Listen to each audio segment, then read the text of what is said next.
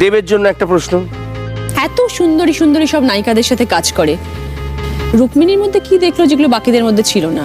মানে রচনা দি, আমি ওনা থেকে সুপার পাওয়ারটা অলরেডি নিয়ে নিয়েছি। এবার রচনা ব্যানার্জিকে যোগ্য জবাব দিলেন অভিনেত্রী রুক্মিণী মৈত্র। একটি রিয়েলিটি শোতে গিয়ে রুক্মিণীকে নিয়ে প্রশ্ন করায় অভিনেত্রী রচনা ব্যানার্জি ডিরেক্টলি জানিয়েছিল ক্যামেরার সামনে এত সুন্দরী সুন্দরী নায়িকাদের সাথে কাজ করে দেব। রুক্মিণীর মধ্যে কি এমন দেখলো যে আর কাউকে ভালো লাগলো না? এক কথায় রুক্মিণীর রূপ নিয়ে কটাক্ষ করেছে এবং ছোট করেছে অভিনেত্রী রচনা ব্যানার্জি।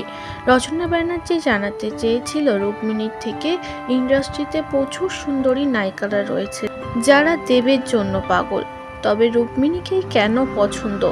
এমন প্রশ্নের উত্তর সে সময় না দিলেও এবার একটি পডকাস্টে রচনা ব্যানার্জিকে নিয়ে কথা বললেই রুক্মিণী তাকে হাসির ব্যঙ্গ করে সকলের সামনে ছোট করলেন। রুক্মিণী বলে রচনা ব্যানার্জি এত দূর এগিয়ে আসার একটাই সুপার পাওয়ার, সেটা হলো হাহা হাহা করে হাসি।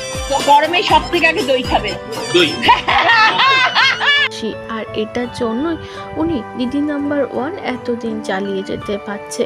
এভাবেই সমাজের সামনে তার হাসি নিয়ে বিদ্রূপ দেখালেন অভিনেত্রী রুক্মিণী মৈত্র। পডকাস্টে এভাবে হেসে বিদ্রূপ করা নিয়ে অনেকেই কটাক্ষ করেছে অভিনেত্রী রুক্মিণী মৈত্রকে। কেউ লিখেছে আপনার মুখে এই হাসি একদমই মানাচ্ছে না। কারোর আবার মন্তব্য রচনা ব্যানার্জি অনেক পুরনো অভিনেত্রী, উনি দক্ষতা দিয়েই সেই জায়গাতে পৌঁছেছে।